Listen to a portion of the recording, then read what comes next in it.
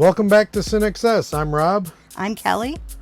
And we're here to continue our conversations about cinema. We, after a brief hiatus, my fault, I just finished my bachelor's degree in cinematic studies, and it was a little bit grueling and there was no time for podcasts. So, but the good news is that I've fulfilled a lifelong dream, and now I have a film degree, and I'm back to making films. Yep. We are really excited about Rob's brand new film that he just wrapped on yesterday and finished up, Dead Letters. And you can find the links to this and all of Rob's films at cinexcess.com, and go check them out. Yeah, we'd appreciate it if you did. That'd be great. I'd love to get some feedback too. So, but enough of that. We're not here to promote me. We're here to talk about movies. So this week we have 3 movies. Later in the show we'll get to the new features Obsession and Backrooms. But first up is Alexandre Philippe's 2024 documentary about the Texas Chainsaw Massacre called Chain Reactions. My first viewing of Texas Chainsaw Massacre happened on my friend's ancient early 80s VCR. The title sounds like you're chewing on flesh. Texas Chainsaw Massacre. Texas Chainsaw Massacre was always presented to me as a test. Are you hardcore enough? And that was part of the danger and excitement, the feeling that you were watching something that you weren't meant to see. In some ways, I see a book like Blood Meridian by Cormac McCarthy and Texas Chainsaw Massacre as fraternal twins. So Kelly, what did you think of Chain Reactions? Oh, I thought it was one of the best documentaries I have seen in a long time. I'm a big fan of having other celebrities, horror directors, horror writers give their opinions on the film instead of just kind of like an overlay of everything. I love to hear other people's opinions on it.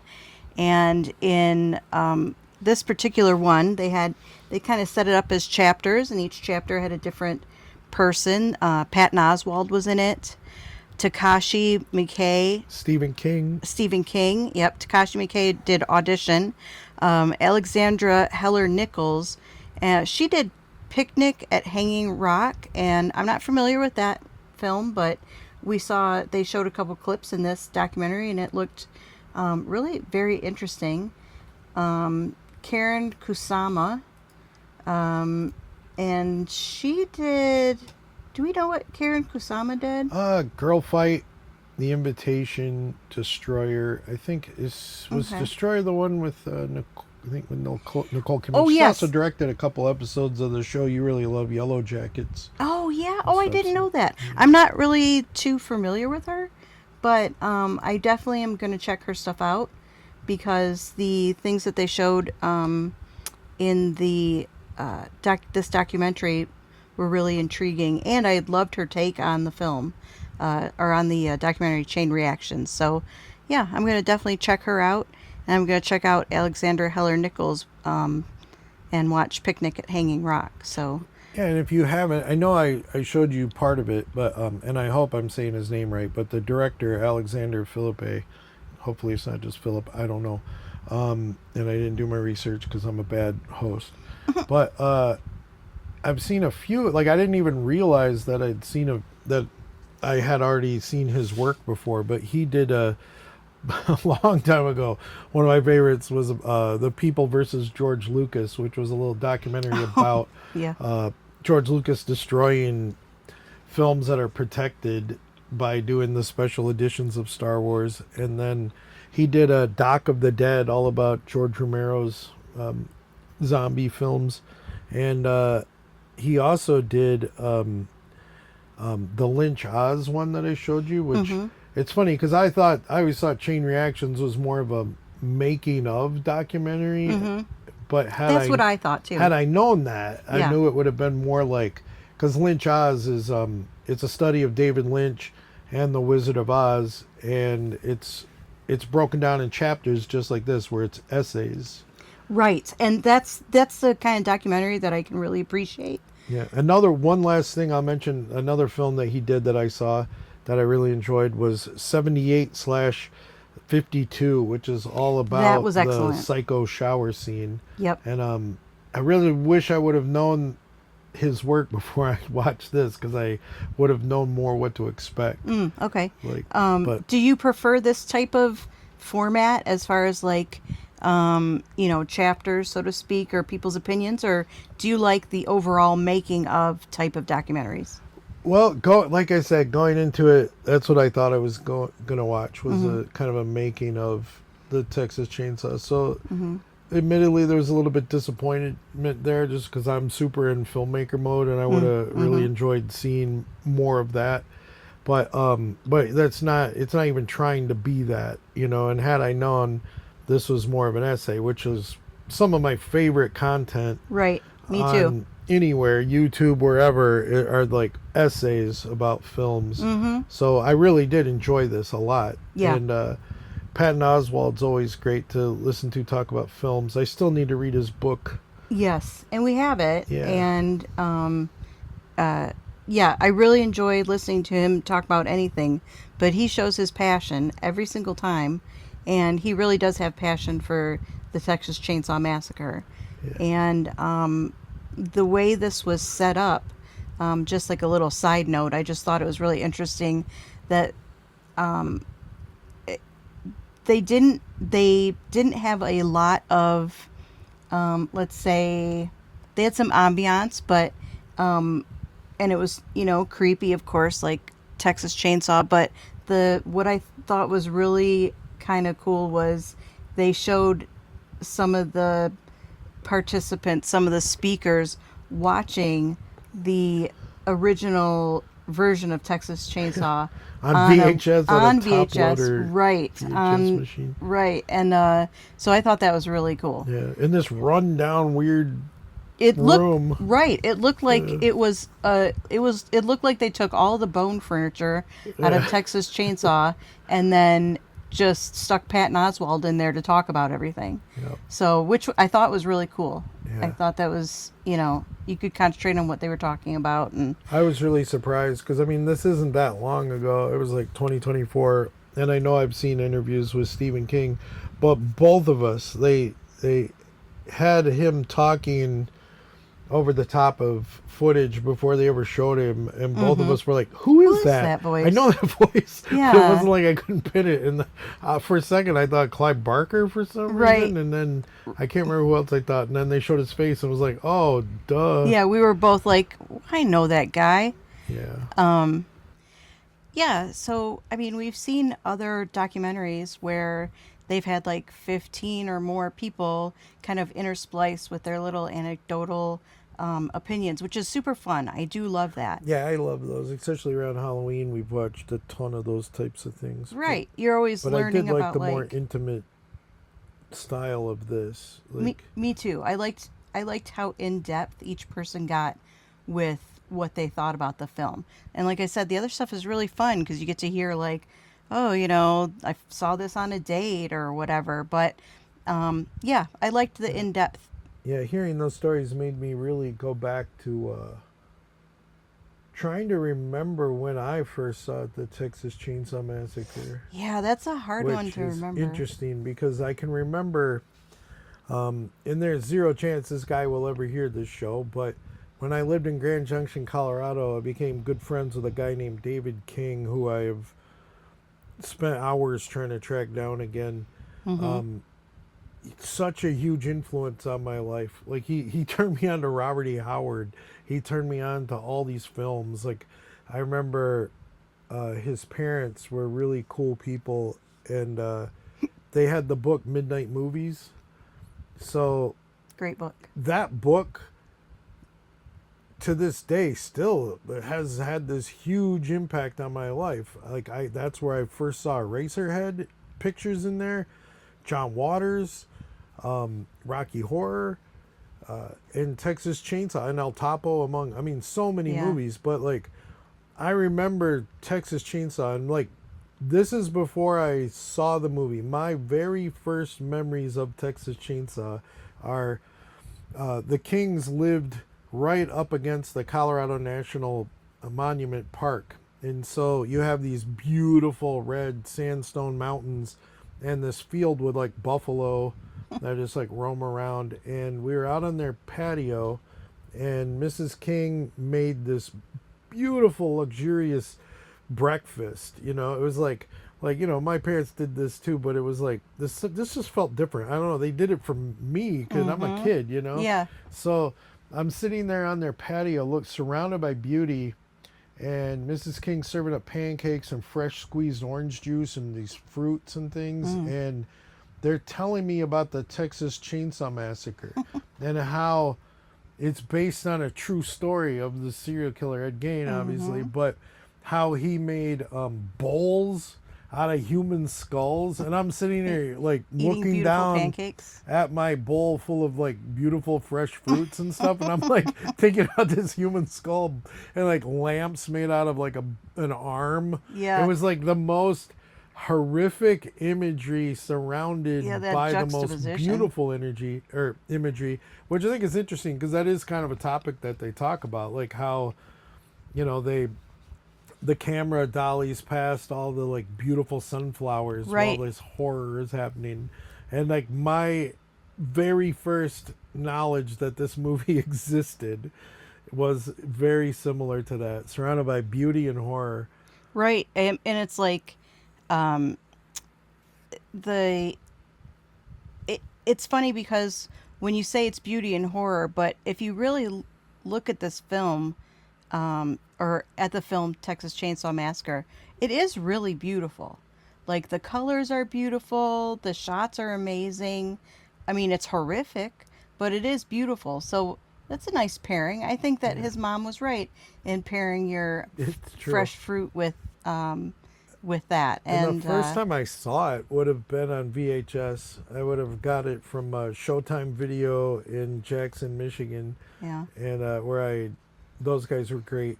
They like had so many movies. That's where I first tracked down Blue Velvet on VHS and Pink Flamingos. But you know, and I'm older, so that was part of the joy, was like you'd see these images in a book and then you'd have to hunt them down. Yeah, like now right. It's great that everything's accessible to everybody, but that thrill of the hunt is gone. Right. And finally It getting really my is. hands on Texas Chainsaw was like, whoa, like this was forbidden. I know like one of the women in the movie says, and I think that's actually in the trailer that we played the clip of, that it was presented to her like a test, like, you know, this is, you know, Are sorry, you tough enough? pardon the pun, but it's like, this is where we separate the men from the boys. Oh yeah. Like this is the real deal. Like that, and Faces of Death was another one like that I remember from when I was a kid. But Yeah, that's I remember hearing this. I watched it by myself, and I felt so sick. Yeah, I would have been. I was would have been so really nervous to disturbed. watch that by myself. It feels like at times like you're watching a snuff film, and it's Oh yeah, so disturbing. And I actually, and it looks so. I avoided real. it for quite a while, and I think I saw it one other time after that on VHS, and then when I really fully embraced it, quite honestly, was at a convention, and I was there hanging out with my friends from Dead Pit. So well into adulthood. Yeah, well into adulthood before I really truly appreciated it. Wow. I just avoided it because it made me feel so sick. Mm-hmm. It was like the hitting her in the head with a hammer with Grandpa scene was what did me in. I was done. Texas Chainsaw 2, love it. Watched it a million times. It's funny and crazy. Like I love pairing Texas Chainsaw 2 with Evil Dead 2. That's a perfect back-to-back double feature. Which is kind of weird because I think that there's a lot less blood and Oh, gore absolutely. in the first original Way Texas Chainsaw. less. So you're probably were feeling sick because of the brutality of it all. It's way more visceral and Yeah. it feels more real. It's hard. Like Texas Chainsaw 2, that's a movie, you know what I mean? It's just like whatever. And this Yeah. one feels like I think somebody even says in there, it feels like the criminals got a hold of the camera and are Yeah, just that's what documenting Patton Oswalt themselves. said, yeah. And it feels like that, very much like that. But I remember being at this particular horror convention. I think it was in Lexington, Kentucky. It was probably it would have been like Fear Fest or Scream Fest. Damn, I forget the name of it right now. But anyway, they were showing a 35 millimeter print at the Ooh, theater, cool. and Uncle Bill's like, "Hey, you got to come tonight." And I was like, "Nah, man, I can't handle Texas Chainsaw tonight." And he kind of talked me into it, like. Did he use this separates the men from the boys? No, but he kind of like at first. You know what really settled the deal was that he accepted my answer, Oh, all right. and then I got to thinking about it, and I was You're like, like, man, I grow want up. to go. So then I went, and they picked me up, and it was just like, damn, that was like, I see. That was the only time I've ever seen it on a big screen, and it was like, whoa, like now I'm really looking at it like a film as opposed to just this like artifact on VHS. So that's the first time you saw it on the big screen. All the other times, or the 1 or 2 times you saw it before, was just on a TV just on a on VHS. VHS on a Interesting. CRT TV, like grimy looking, and that's why I think that I don't know. I know CK has told me that the 4K transfer they actually did a really good job, but I'm always I just feel like slightly opposed to like Texas Chainsaw on 4K and stuff. 'cause Yeah, I think the yeah. grittiness really Of affects it. course, it should be shown in its original state. I think Yeah. I think it would be a sin to see it any other way. Except I my guess story. he said they really did like maintain the 16 millimeterness Oh, of okay. it. Yeah. So And just crisp things up a little Yeah. bit. My story is so like wimpy and sad compared to yours. So, uh, like you, I also had the book Midnight Movies, but I think that came along around the same time or after I saw Texas Chainsaw for the first time. Also, anybody out there who loves films, you have to get that book, Midnight Movies. It's a must. absolutely. So many great films I've found from there. But Did you anyway, know they did actually not too long ago make a documentary based on that book they too. did. Yeah, we watched Oh it. yeah, we did watch that. That's right. But that's one of those 15 But get the people book. in a get the book. It's great. So anyway, I actually I can't say for sure, but I do think that I saw Texas Chainsaw for the first time edited on television. Oh wow. So, which of course is not at all, but I had a little bit of an ease into it, and I've watched it. I've watched it at least 10 times since then, because I love it. But I'm pretty sure that the first time I ever saw it on a big screen or a bigger screen was here in our theater, our home theater, Yeah. and it holds up every single time. Yeah. I'm For me, sure I was shocked it the made first me time I feel, saw it for real. It made me feel dirty and bad about myself. It is, I yeah, was like, just what for am- just I'm for watching sick. it. Why am I watching Yeah, I this? know. The I only know. other movie that I've had that effect with, and this is a movie that I've never gone back and watched, and I really don't think I ever will, was Henry, Portrait of a Serial Killer. Like that movie, super. No thanks, man. I think Like, I I'm watched just that, not but I willing to go don't there again. remember it. Oh, So, brutal as hell. Yeah, I'll have to watch it again. Obviously not with you, but No. but I love Texas Chainsaw Massacre so much. And then when Rob told me that they had this Chain Reactions documentary, I was so excited. And like Rob, I thought it was about the making of, which I'm kind of glad it wasn't, because then that kind of takes away the mystery and the grit and the weirdness of it. And so I'm kind of glad that it stayed the essay format with everybody. But someday when I get sick of it, if I ever do, I would like to maybe see a making of. There was a cute little, at the end of this Chain Reactions documentary, there was a cute little shot of somebody's toddler running around on the Texas Chainsaw set Oh, in yeah. diapers, kind of looking at the bone, the bone lamps and stuff. And I'm like, oh man, I wonder how that kid's doing today. Yeah.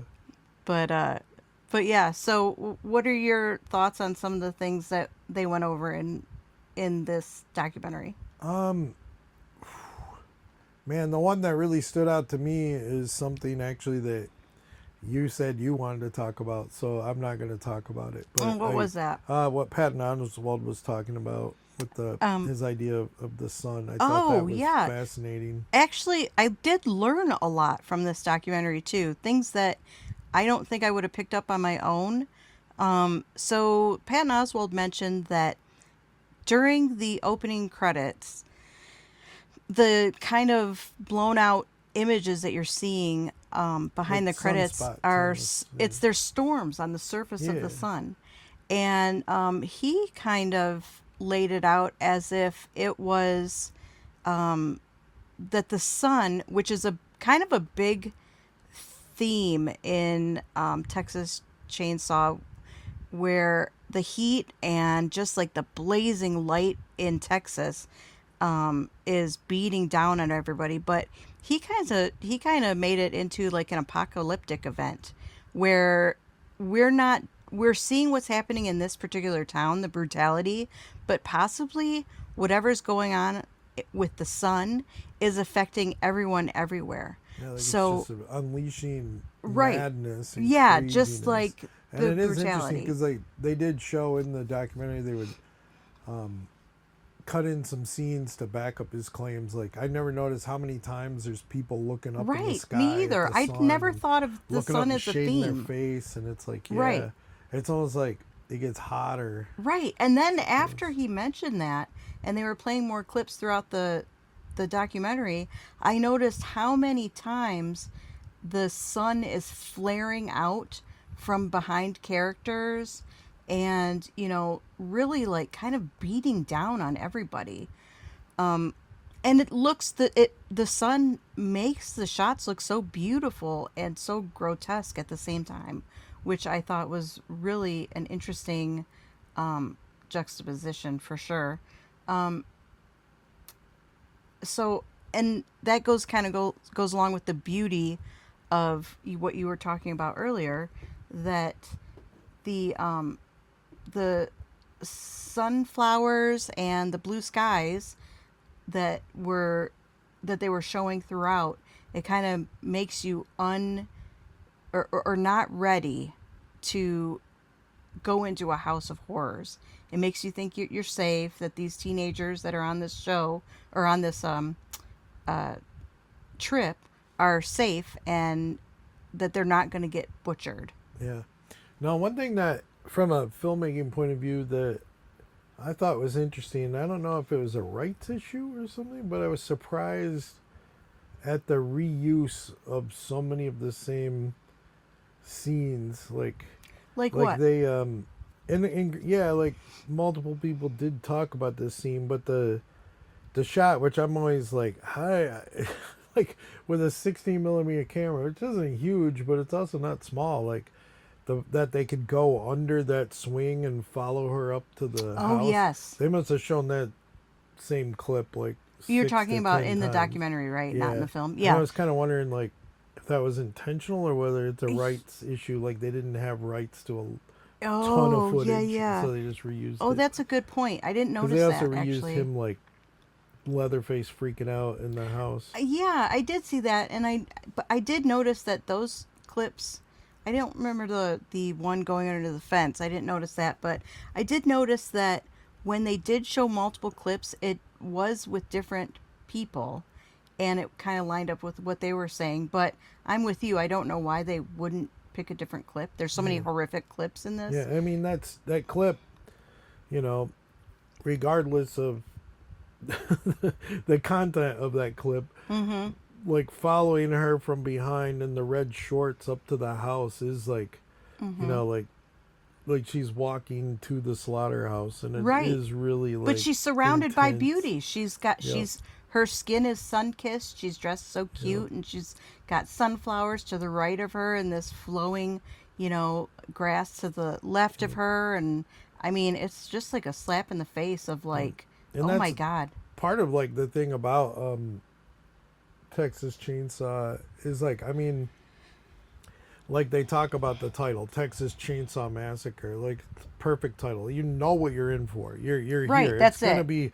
This isn't gonna be nice. This is gonna Nope. be bad. This is And- they're telling you exactly what but you're going to get. even when you go into it knowing that, like there's so much of it that's so unexpected Yep. that is like grabs you. Just like, you know how quickly he comes out and grabs someone and slams Yes. the door and stuff, and you're like, Right. whoa, you know, like I mean, you know what you're in for, but it still it catches you, Right. and it's amazing. There's not a whole lot of movies with that kind of reputation that live up to it, Yeah, I agree. you know. And I love that Texas Chainsaw gets, especially from a documentary like this, it gets the respect it deserves as a piece of art, not just oh, these guys, you know, like sorry, but you know, I've never been a big fan of like Last House on the Left and stuff. I Right. just feel like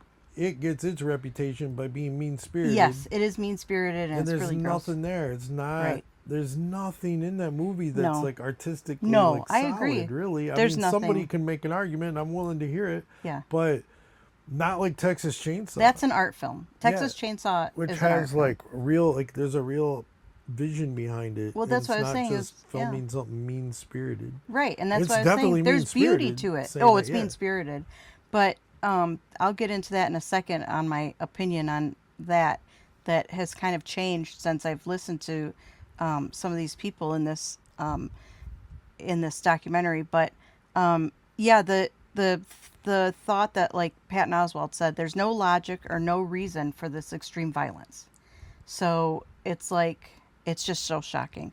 But I do want to go over a couple of things that people said, going back to what you were saying, that you're glad that it's getting the attention because of the film that it is.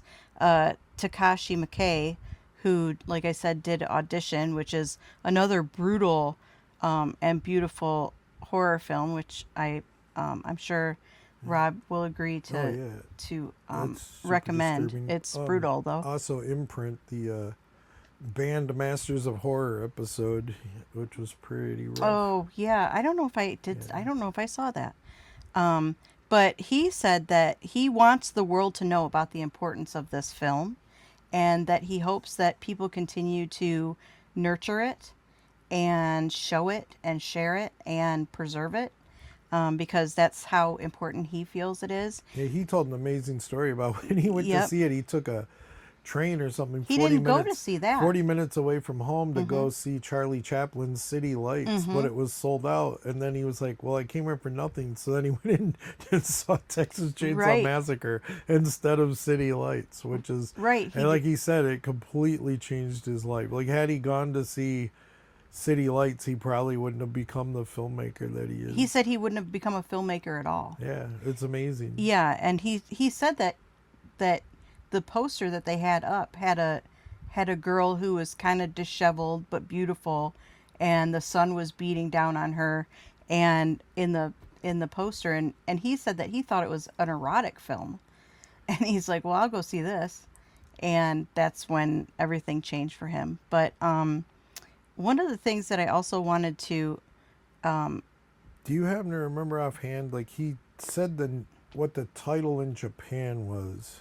I don't remember. I And really wish I wish could I would remember. have written it down, but I'm sure Oh, that The you can- Devil's Sacrifice. Yes, The Devil's Sacrifice. Yeah, That's a great title too, but not as good as Texas not as good. Chainsaw, I but mean, yeah, The but Devil's that's a good one. Sacrifice could be so many things. Yeah, that sounds like an old Christopher Lee movie or something. right. You know. Texas Chainsaw Massacre can only be one thing. Yep. It's gonna be bad. Yep. It's a bad thing. Yeah. So he was definitely influenced by this film, and like I said, it made him who he is today. And a couple other things that I wanted to touch on was Alexandra Heller Nichols, Picnic at Hanging Rock. She said, I was just surprised at what she said. She's from Australia, and she said that boys, when she was younger, were horror movie gatekeepers. And I mean, we're there's a lot of that across the board. around the really, world. I I've think never so, yeah. really known that. I didn't know that. I think it's opened up quite a bit, but I mean, horror fans were mostly guys and their girlfriends, not like, wow, this is a woman who's super into horror movies. But I you feel know? like she's not that much older than me. She's not, but it's If interesting. even. Yeah, it is just interesting to think that boys are telling girls, no, you're supposed to be watching It's like that all the Pride time and Prejudice with music. instead I of. mean, there's a lot of gatekeeping that goes on in the world. Wow.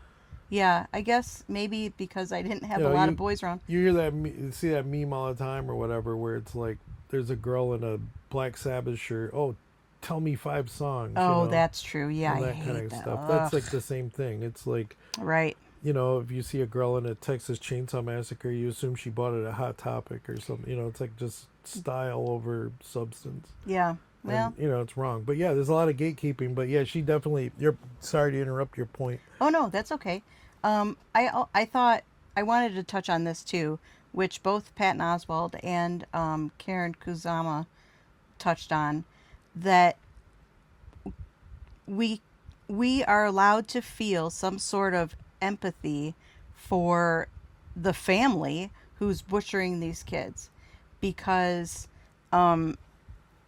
which I never thought about before I watched this, that they're obviously in the slaughter industry before this. Yeah. And while they're driving up at I the feel like beginning, that's what the thing is. Like, I don't know. Like, I don't know if they talk about this in the movie, but I've always felt like I had the knowledge that like the grandpa was like the best like cow slaughter Right. with the hammer. Right. And so that's why they're having him do it so he can relive his glory days. I have Right. no idea where that comes from. yeah, and If I it's don't. in the movie. I don't remember. You might have but- seen it in one of the other things that we watched, just a or maybe snippet it's of in like an Texas anecdote. too. I don't know.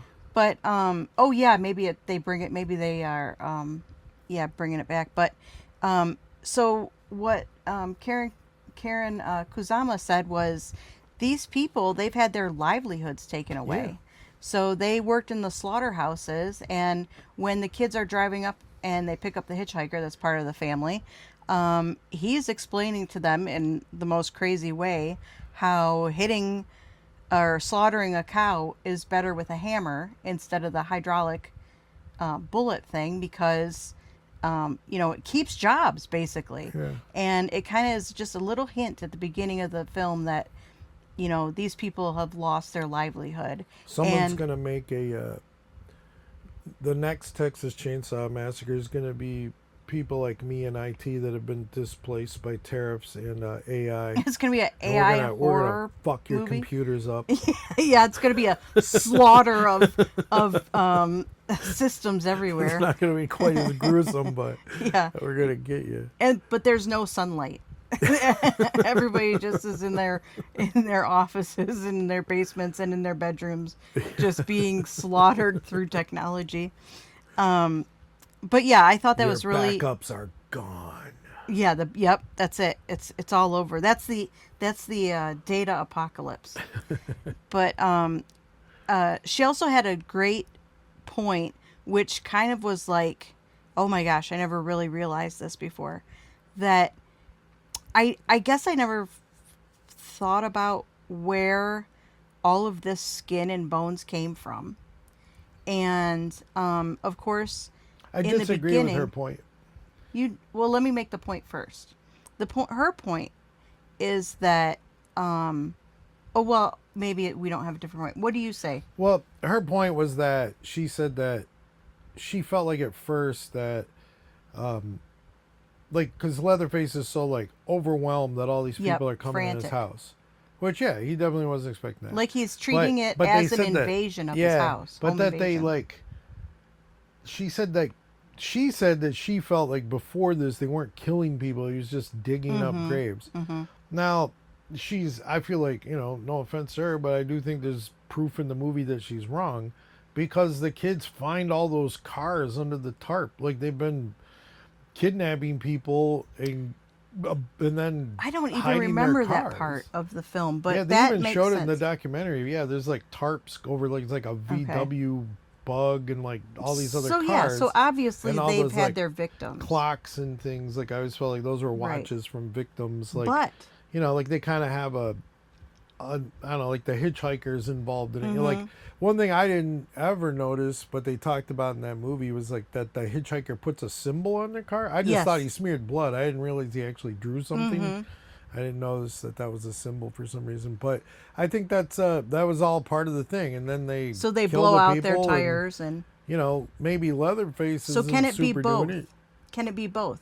Can I they mean, be yeah, killing maybe he's people like, digging and people up. bringing them Yeah. to him to slaughter and to make his Yeah, I'm sure his he stuff, just does the. you know. He seems like the I don't know what you call it, but the guy that butchers up the meat. You know, he cuts Right, it all up. right. They And might then- do the killing, and then he does the cutting. I Yeah. don't know. She also had a great point about him constantly, you know, these little hints throughout the movie that he's trying to find his place in the family, and that maybe his place in the family is butchering this meat to feed the family who has lost their livelihood. Yeah. And so, but it could be both. It could be that he doesn't know that this is how we get our meat, I and do these know kids that. running through here are like a Subpar sequels have told the story. I know I've seen them all, but I've tried to forget them as soon as what do you I- call that? like- Retcon? Yeah, they right? do the retcon. Like I know, like Yeah. I don't even know. There was like some Leatherface one or something, and I know he worked in the slaughter in the. Yeah. Oh, it's yeah. I just, remember like, that. So dumb. I'm just like, I think no that was thanks. the last one. That I one's just don't terrible. go for that stuff. Yeah. I The don't only know. time that I've ever enjoyed that, and I know people hate this and don't like it, but I'm in the camp that I kind of like that. Laurie Strode's Michael Myers' sister. You know what Yeah, I mean? I It's like like that. I like that fine reveal with in that. Halloween 2. Like that makes sense. It's cool, but I'm fine with a lot that. of people don't I like like it. it. And I'm like, that's cool. Whatever. Because I Yeah. feel like it's got to have some kind of connection, purpose, or something. You know what I mean? Little baby Lori. It serves to like make him less scary if he's gonna, you know, he's only trying to kill his family. So if you're not related, Right. And then But- her parents died in the car crash, right? that's what they said. Yeah. Right. So And the that's all. adoption That's all papers that's still- left. But anyway, we're getting off Anyway, the subject. Also, I do want to. I'm enjoying this conversation, but we do have the other two movies to get to. oh too. yeah. So we can. Yeah. Is there anything that you want to say about anything that? No, I definitely enjoyed Anybody it. else? I definitely recommend it. It was really interesting to hear some people really elevate this movie into like talk about it with respect instead of like, you know, the movie's been trashed by, I mean, it's been loved by horror fans, but mainstream media has no use for horror, which is something I want to talk about in our next segment. That's true. And I'm just gonna sum this up by repeating what Stephen King always says. He always says that it's an artist's obligation to make people feel uncomfortable. That's what he said as far as this. When you're young, you don't know better, and it gives you more freedom. He said Toby Hooper had that. He was true. young, he didn't know any better, and that's what makes this film I don't know what my excuse wonderful is. film. Becoming a filmmaker at 58, I am old enough to know better. right. After making these movies, I realized But- no one makes movies unless they feel like they have to, because it is a lot It's a of work. lot of work. And he also says, of course, morality in movies or art don't go together. Don't limit yourself by morality or being gentle to your audience.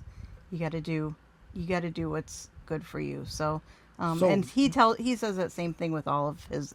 So, what do you think? Would you recommend Chain Reactions? Oh, definitely. It's one of the best horror movie documentaries I've seen.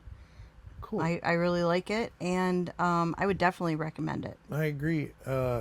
I have to admit, I was very tired when we were watching it, but it held my interest all through it. Like, I would love to see it again when I'm more wide awake, but I definitely thoroughly enjoyed it. Well, it definitely made me look at the film differently as far as some of the underlying reasons for this family. And it definitely makes me want to watch it again. And I don't get tired of it, and it holds up. And yeah. Well, let's move on to our next films. We're going to do two films, and they probably both deserve their own full episode, but we're going to talk about them briefly here. And those two films are... We are going to talk about Obsession and Backrooms. and Backrooms. I wish Nikki Freeman loved me more than anyone in the entire world.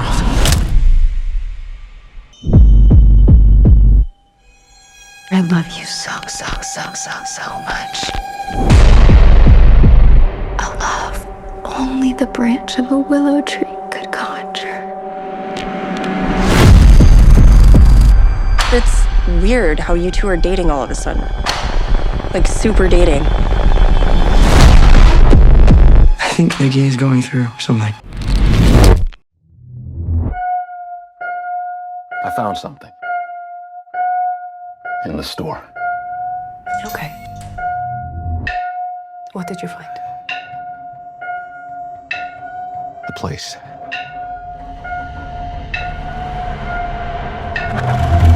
I found a place. It's beautiful. Am I right? Hello?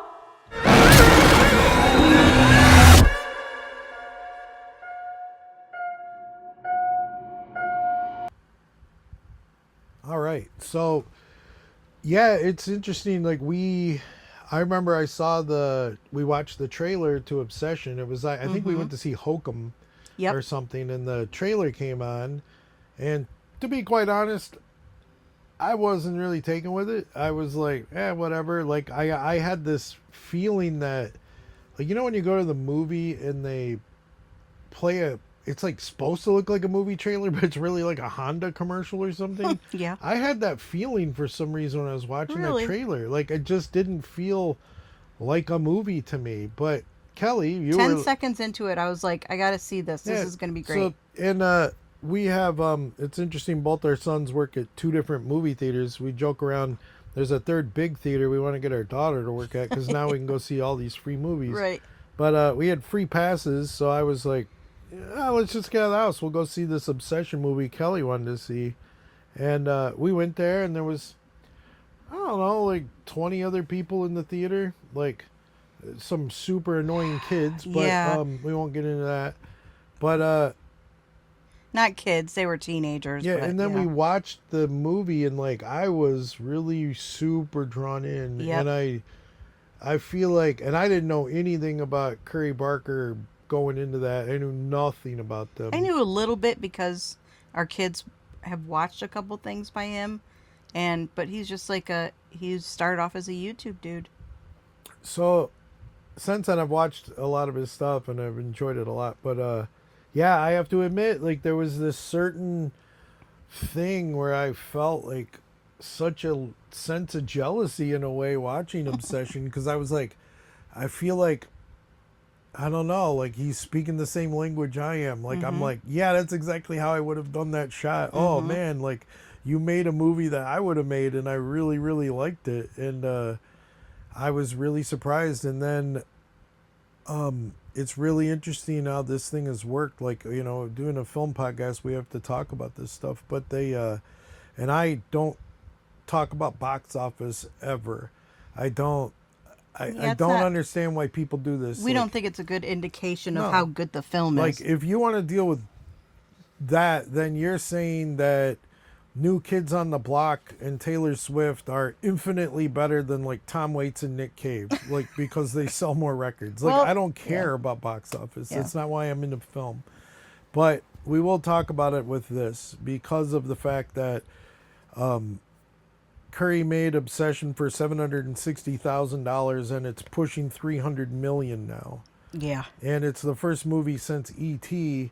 to grow bigger every week, and that's nuts. And we went to see it a second time. Yeah, people are doing multiple viewings, Yeah. which really boosts those sales. We went to see it last Tuesday again at a 9:40 show on a Tuesday. And it was sold out. We got the last two seats. We got like seat number 1 and 2 on the left in the front row, like awful seats. And that was the third week it was out.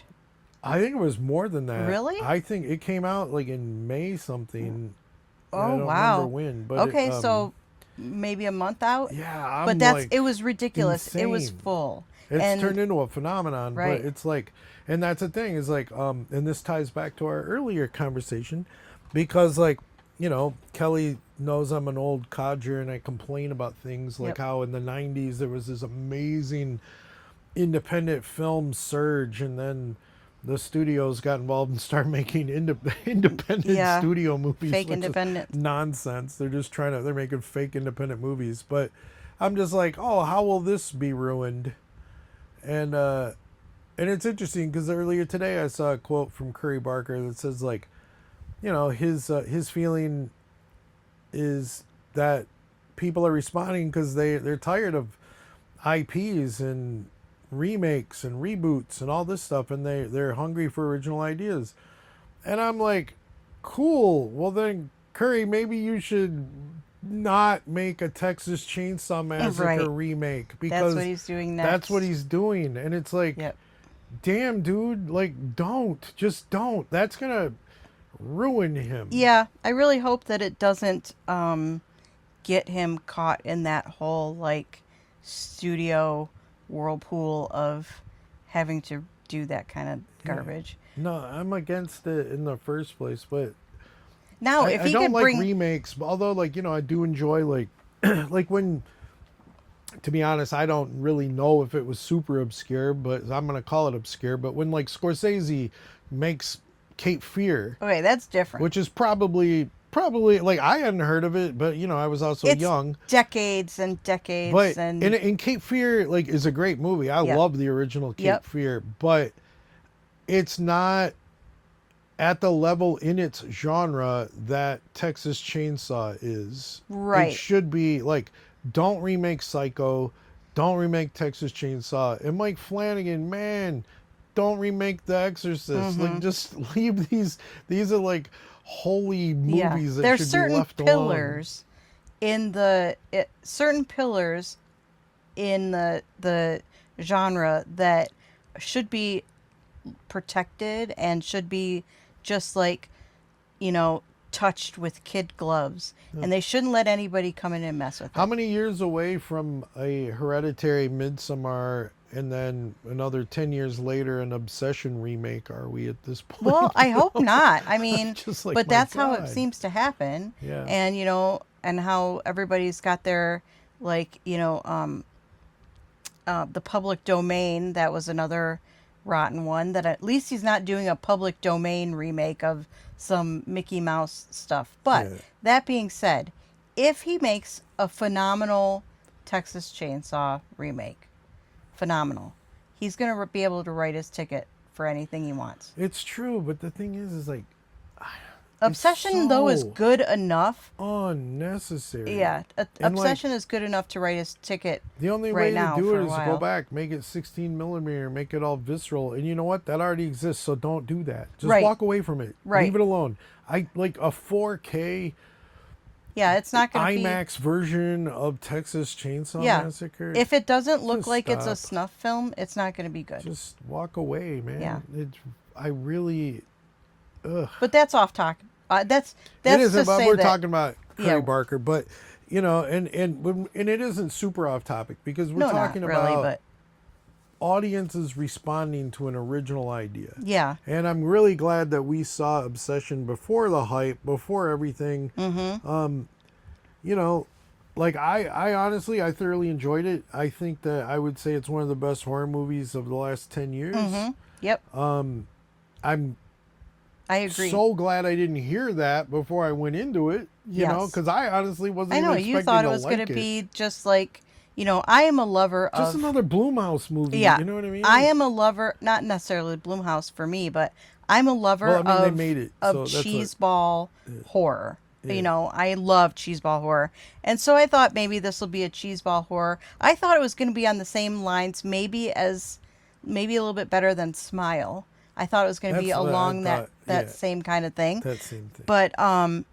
But and when it's interesting that you say new ideas, that bringing out new ideas and new fun things. But the idea that a girl can be so obsessed with a boy that she goes crazy. Yeah, and right? also the monkey paw. It's not a new idea. That's not a new idea, a of course, cursed the wish, monkey you paw, know, but a it's cursed not a wish is super not new a new idea.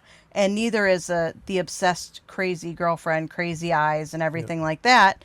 But he did bring a new way of putting it out there, and it definitely wasn't like, it had so much creep effect, right? It had so much creep factor, and I don't think that it relied on jump scares.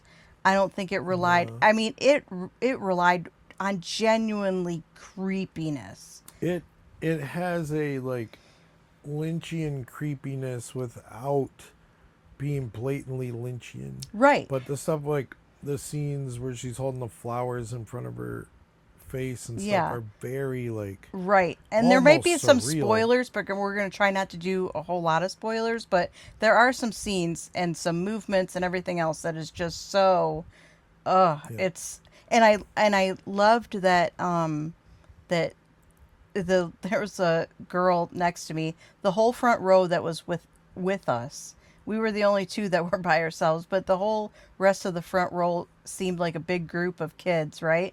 And so they come in, and this girl that was next to me, she was screeching and hollering for every little thing. And we were just like, it was exciting to see other people get scared, genuinely scared of something. Because I haven't seen that a lot a long time. in a theater. It was so fun to see these young people get so bugged out by this film and jump. They were jumping in their seats. And then there was like one scene, because I don't want to spoil this movie for anybody, but there was one scene in particular. There's a big holy shit moment that I honestly haven't been that like, I wouldn't say I'm affected, but like it hasn't worked on me on this level since like the holy shit moment in Hereditary. I was like, what? Like, my mouth was agape throughout the whole scene, and then partially into the next scene. I was just like, what was that? It was something. And if even just my recommendation is, if you haven't seen Obsession, and if you haven't seen a trailer, try not to even watch the trailer. Like, it's that kind of a movie to where if you go in completely blind, ignore the hype. Don't go in expecting the best horror movie of the last 10 years. Just go and enjoy the movie. Right. But I will say,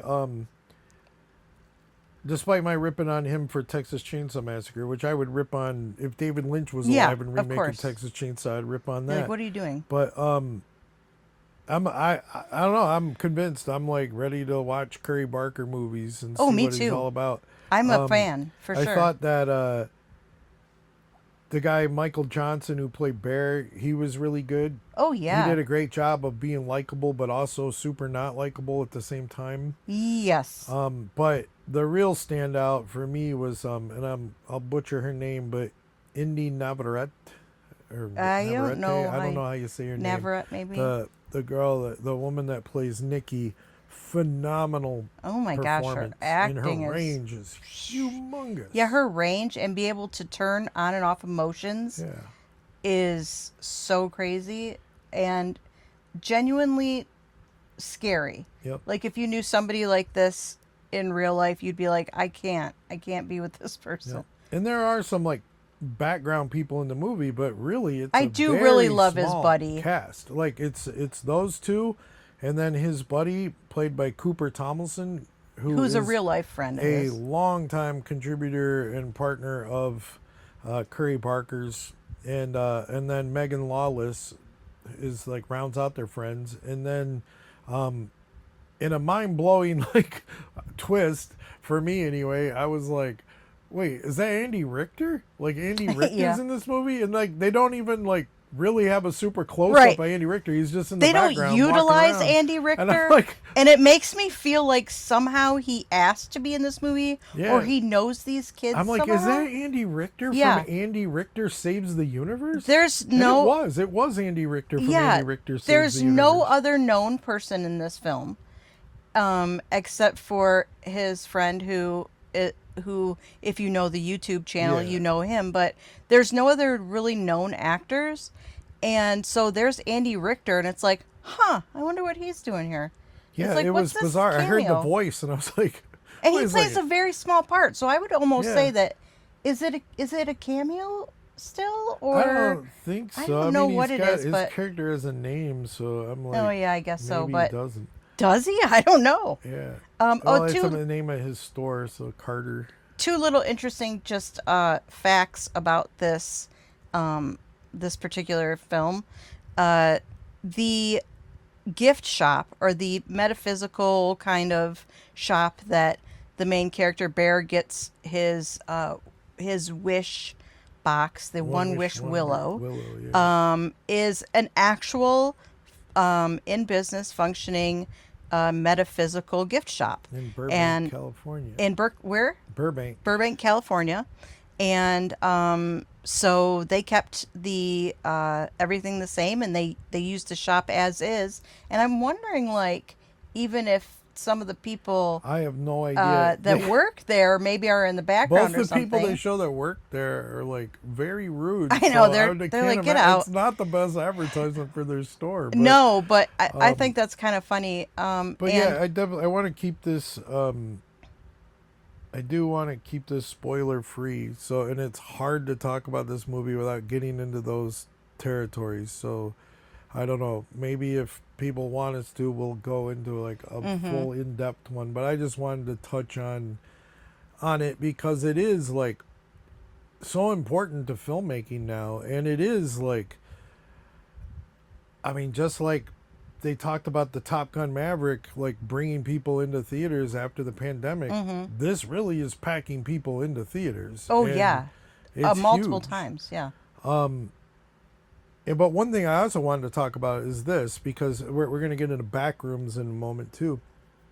But a lot of people keep talking about how like Backrooms and Obsession are like somehow it's this phenomenon that they're like, and it is a phenomenon, but that it's like rare, I guess, that their horror films are saving the studios. No. And I'm like, you know, it just shows that people don't pay attention. Like, horror movies have constantly been the cash cow, like the absolute looked down upon cash cow. Yep. Like, Just like, because you don't win an Oscar I doesn't can't- mean I it's don't not even- saving the industry. I have no idea like how much money the Friday the 13th series has made for Paramount, but I do know that Paramount doesn't give a shit about Friday the 13th. Yeah, they but it don't has made care. a It's an ton. embarrassment. That's but too bad. meanwhile, you know, it's put like 5 pools in your mansion at the same time. You know what And I I mean? think Friday the 13th, the original one, the whole thing is good, but I think the original one is one of the best horror slasher movies I've I'm ever a seen. part 4 guy myself, but Well, we disagree on that, but yeah. And the other thing I wanted to say too, real quick, along with the gift shop, is that Curry insisted on using a local music shop to film in too. I thought I read that he used to work there. Oh, did he used to work there? And sadly, it's gone now. But Yeah, it closed shortly after they filmed the movie, but it's just fun, he and had it's some connection to it. I don't know. yeah. So I like that even at a young age, he knows it's important to, you know, help your local community, right? So Exactly. that's important. So let's But yeah, we let's definitely move on recommend it. to it. But yeah, I was just gonna say, you would recommend Absolutely, I would recommend it. I would recommend it to go see it blind, and then I recommend you to go see it again, so you can pick up anything that you missed. I mean, it's not like a big cerebral movie, like you're gonna miss a bunch of things. You'd be surprised. I've Yeah. been reading some Reddit threads, and there's a lot of stuff. And, Yeah. I did That's start. interesting. I haven't done any found the deep script dives yet. and I'm reading that right now, and there's like, it's interesting. It's I like, haven't done a huh. deep dive yet, but I want to. But definitely go see this movie twice. Amen. So, the next film we want to talk about briefly ties into this. Like I said, it's Kane Parsons' A24 film, Backrooms, and this is another one that's packing people into the cinema, and Multiple another times. one where to be honest, because I'm an old fogey, I had no idea about the Backrooms. I didn't follow it. I didn't know either. about it on the internet. I didn't know it was a thing. I just saw the trailer and was like, whoa, like that looks up my alley. Just the weirdness of it. And so we went to see it. And then afterwards, my son Connor explained everything to me. And I kind of done a deep dive and watched Kane Pixel's Backrooms movies. And really interesting. But I know we had mixed feelings on this one. Well, I unknowingly knew about I didn't know anything about the film or Backrooms or what it was about, but I unknowingly knew, because I'm into photography, how liminal, it's called liminal photography, and how big empty rooms can be intimidating and a little bit creepy and scary and things like that. And that's kind of a big theme in this film.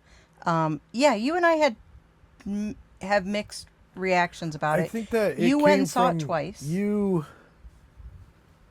watched the trailer. It's another thing, just like Obsession. I felt like you were a little more interested in seeing this than I was, and I was like, I'll just go, because I did think the trailer looked cool, but I think you were expecting more of it than I was. I was more hyped than you. Yeah, and to me, I super enjoyed it.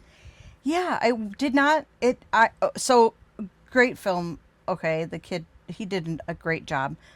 It did not meet up to my expectation of what I thought it was, and that could be on me. It could be on me that I thought it was going to be something different, a different kind of theme, but it wasn't. Not to say it wasn't good, because it was. It's not my type of film to go see twice. Rob saw it twice. Yeah, for me, once was good for me. I'm a Lynch baby, so I'm cool with dreamlike atmosphere without a whole lot of plot sometimes. Like I was just like, I mean, I can understand when things look so much alike that it can, I don't know. Right. I thought it was super interesting. There was a couple things that I still have a little bit of a criticism about. Like, I just feel like the main character is supposed to be an alcoholic, and they really didn't sell that to me. No. Like, there's a scene of him drinking by himself, which is a stereotype, but he also doesn't show any effects of that alcohol while he's walking around. Right. And I just wanted one scene. There's a scene when he goes to his ex-wife's house in his car, and I just wanted him to like have that whiskey bottle and take a swig, like show him drinking and driving, you know what I mean? Like, and now that might have made a difference for me, because I can enjoy slow movies without a plot, right? But I only like those slow movies without a plot when there's a lot of character development, and I can have like kind of like a connection to the character and have some empathy or hatred or whatever toward the character, some kind of feeling. This movie didn't really invoke any feelings in me. See, I can see that, but the second time I saw it, I could see more of the connection that was going on. And it was like, it was a quiet connection. Like, that's one thing that I'm really impressed.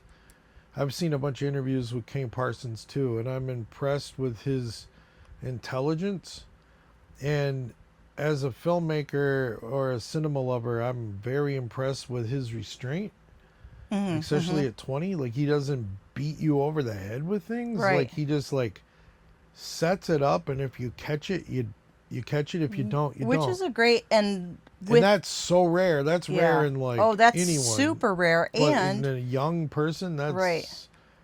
And super smart. And if anybody doesn't know, this very young man, he's 20 now. He was 16 or 15. He started working on this stuff when he was 16. Yeah, he taught he himself started. during the pandemic. He taught himself to use Blender. Right, this Blender, which is a 3D rendering program, and where he built these rooms, and he taught himself this during the pandemic, and then posted it and based this movie on what he taught himself. And really, aside from what I think of the movie, whatever I think about it, he's super intelligent in his interviews, he's a thinker. And I think that he's going to have some great kind of cerebral things coming up. Like, I really hope that he keeps going, and I hope that people give him a chance and don't make him make crap stuff. And I think that he can use his cerebral ideas for something really great. Yeah, and I've seen. I'm just trying to remember the name of this other short series The that Chair? he did. I think it's called The Chair, but I'm also I haven't seen it, but I think not it's called The completely Chair. positive that that's what it's called. But he, a lot of people have been asking him like, "Oh, is that your next like thing? Are you going to turn that into a movie?" And one of the things that like I think is so smart and I was so impressed with was he was talking about, maybe it's stick figure, I'm not sure, but he said, no, because that works in the medium it is. Like, that's a YouTube video, not a film. And you remove it from that, it won't work. And I remember that takes me back to, like, the 90s and turning my friend Jeff Chanley onto The Watchmen. And then just talking about that, like, possibly being adapted to a movie. And he was like, and I'm a film guy, so I'm like, yeah, I would love to see this movie. Yeah. And Jeff was like, no, like, The Watchmen works in the medium of comics. Like, this is what it is. It's a comic. And if you really look at it, he's totally right. Like, this works because of what it is in the medium. And taking it out of that and putting it into something else, it doesn't work But as well. let me ask you this. But I'm so Why impressed did it that work this for- 20-year-old is like, yeah, this is something else. Instead of just grabbing the money and running and being like, yeah, I'll do that. I haven't seen the chairs or stick figures or whatever it is that he said that won't work. But why do you think that? I mean, it's the same for Backrooms. It was a YouTube series. It's a different kind of YouTube series, though. It was But almost like why does that? Would clips. that translate and not his other stuff? Did you see Chair or whatever? I haven't actually watched Okay. it yet. I took the deep dive into the Backrooms and watched all those Okay. videos. I'm just but I curious haven't why watched- he feels And the I don't difference. think it's called The Chair. I cannot remember for the life of me what it is called. Yeah. But anyway, no, I just think that's super smart to know that there are certain things that work in this medium, and that's what they should be. Like, Well, yeah, you can go and take like a Francis Bacon painting and turn it into a movie Yeah. that you wrote around it, but it's really supposed to be a painting, Right. So I don't know, and I think that I definitely highly recommend Backrooms, but I can see that this is a movie that's not for everybody. Yeah. Like, would I Me? recommend it to my mom and dad? No, they would freaking hate this movie. They would hate They'd it. be so It's bored. too They'd walk slow. out. They would you walk know? out. Yep. But and I can see that a lot of people would be like, "What the hell is this? And why is all this hype happening?" But Right. for me, definitely recommend it. It's amazing camera work, beautiful cinematography.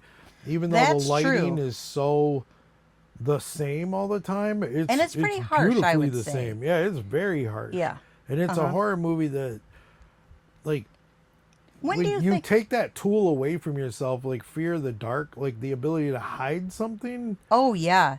Like, you There's don't none of have that in in this this. movie. It's just like everything's right there. There's none of that in And, here. Yeah. But I do think that this is a movie that sometimes movies come out and people read too much into them and they Yeah. add a bunch of mythology that isn't actually there. Yeah. But this movie has things in it that are not explained.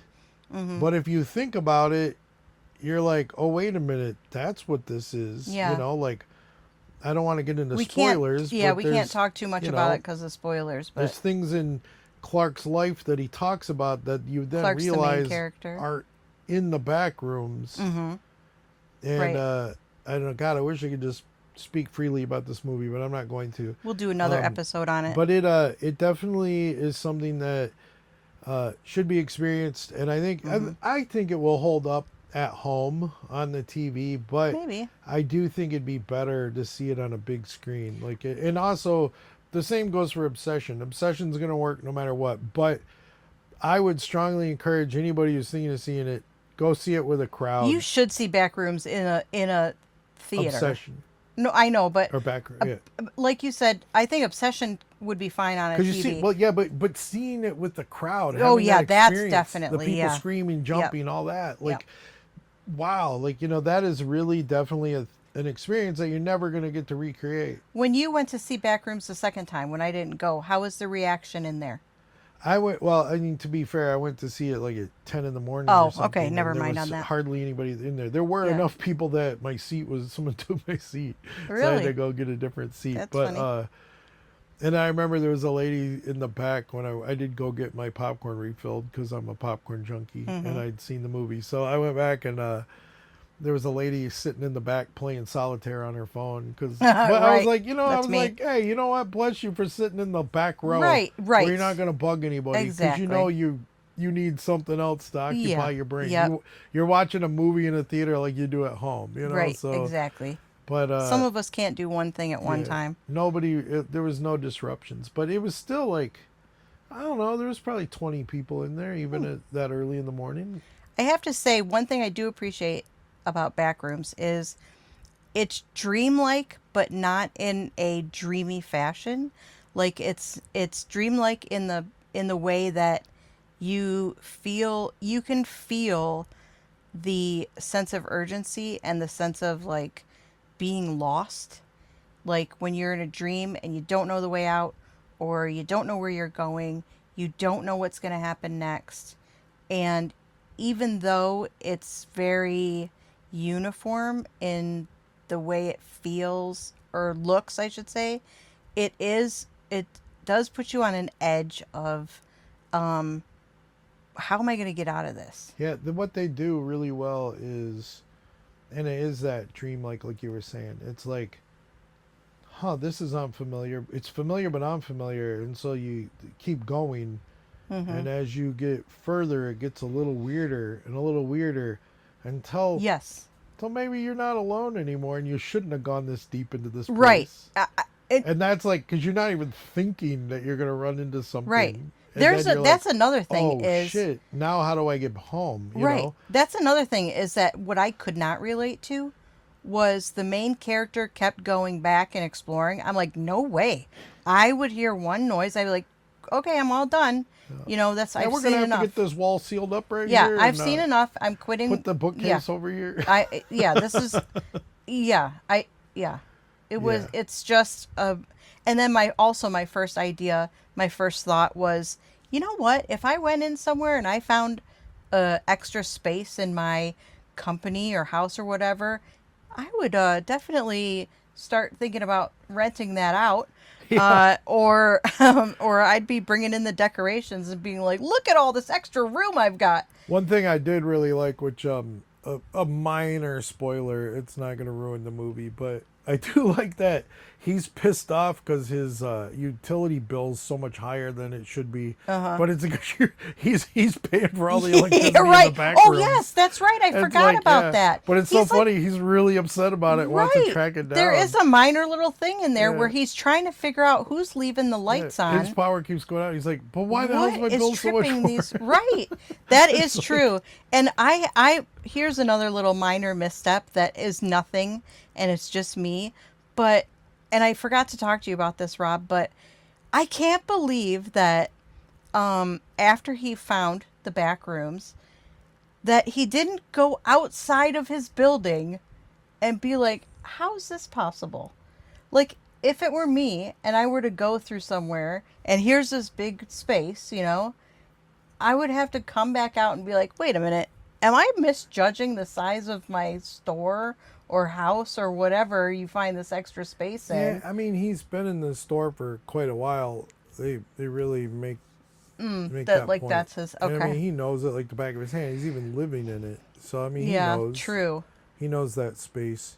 Yeah. But But it's just like I was like the first thing I would do would be like, did I miss like and I do think he keeps going back in because he has very little in his life. Yeah, that's right. You're right about that. And yeah. so now there's some people that can't resist the mystery and trying to figure out what and why. And, Yeah, and that's a good question. and Like, it's a while before he goes in there and faces any kind of danger. So yeah, that's it's true. just like to him, it's this big, crazy adventure. So Yeah, that's true. Yep, you're right. so I don't know. I would definitely recommend Backrooms for sure. I would recommend it on this reason alone, that it is not like any other horror movie that you've seen. The premise is different than anything else that you've seen, and it is like the most basic idea to get to make a horror movie out of.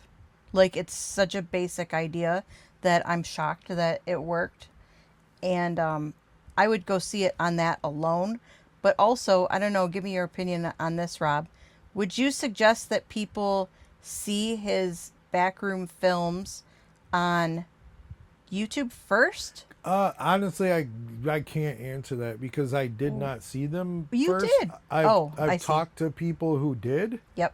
Like, I know my son Connor, like, he is followed it all and then wanted to see the movie. Did he and- see that? But did he know about Backrooms Yeah, before he'd the film? watched all that, so he knew exactly what it was. He'd watched them all. So And, I will say, it's I like watched. it was pretty big amongst people way younger than us. Oh, And okay. like even like So the, we're just the manager behind. at our theater like knew all that stuff. We're going on. behind.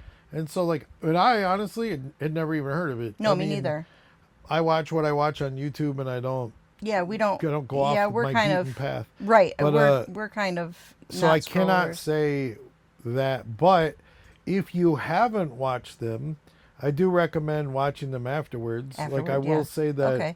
I will say it's a little bit of a mixed bag in that the early ones I found more interesting than Mm-hmm. I don't know, maybe this midsection was just like the early ones had more of a sense of exploration and seeing Yes. things, and then it ended up being like, here's some security camera footage that captured motion at night, and you Oh, can't, I didn't you see can't really that. tell what Okay. it is, and it's just kind of like, huh.